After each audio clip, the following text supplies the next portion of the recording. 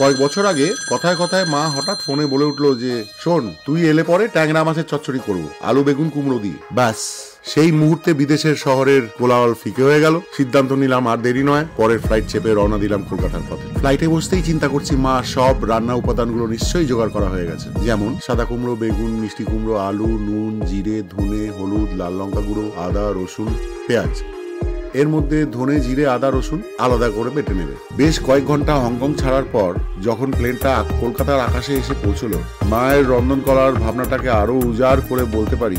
গরম তেলে প্রথমে আলু, তারপরে মিষ্টি কুমড়ো, বেগুন, সাদা কুমড়ো সব ভাজার পর সেই একই তেলে ট্যাংরা মাছগুলো অল্প করে ভাজছে, এবং সব ভাজা হয়ে গেলে মা আলাদা করে উঠিয়েও রাখছে।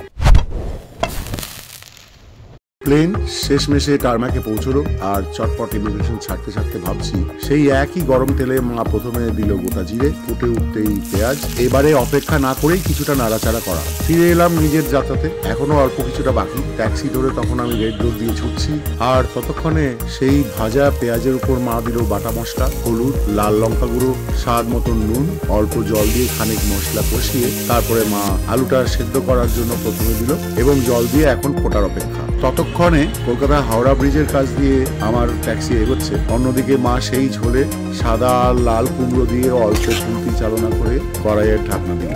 এবারে মধ্য কলকাতা থেকে দক্ষিণ দিকে ট্যাক্সি ঢুকতেই শহরের আরো আলো আর রাস্তার উপরে উপচে পড়া ভিড়। এই নস্টালজিয়া ঠিক মন ভরাতে পারলো না, কারণ আমার চোখে তখন শুধু একটাই ছবি, মায়ের হাতের সেই ট্যাংরা মাছের চচ্চড়ি। আর গোটা 2-1 কিলোমিটার প্রায় এসেই গেছি। 5 মিনিটের মতন পরে ঢাকনাটা খুলে মা ট্যাংরা মাছগুলো তরকারি বা ঝালটাতে দিয়ে দিল। তারপর একবার দুবার সাবধানে মাছের সাথে চচ্চড়িটা মিশিয়ে শেষে বেগুনের পালা পড়লো। পাড়াটাতে ট্যাক্সি এসে থামতে দেখলাম মার ঘরে আলো জ্বলে উঠলো, আর শুনতে পেলাম শঙ্খধ্বনি। কপালে হাত দিয়ে প্রণাম করে এসে দাঁড়ালাম বাড়ির দরজার সামনে।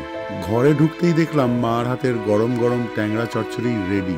উপর দিয়ে সুগন্ধি ধনেপাতা ছিটিয়ে দিয়ে খেতে দিল মা। সেই রাত কাটিয়ে ভোর অবধি গল্প করেছিলাম মার সাথে। ঘুমোতে ঘুমোতে সকাল। ঘরের আলো নিভলো কাক ভোরে। আজ কয়েক বছর ঘুরে গেছে, ঘরের আলোটা এখন আর নিয়ম মানে না, কারণ আজ বাড়ি ফাঁকা, মা নেই, আর সেই ট্যাংরা মাছের চচ্চড়ির গন্ধ রয়ে গেছে আমার পাড়ার অলিতে গলিতে আর স্মৃতির পাতায়।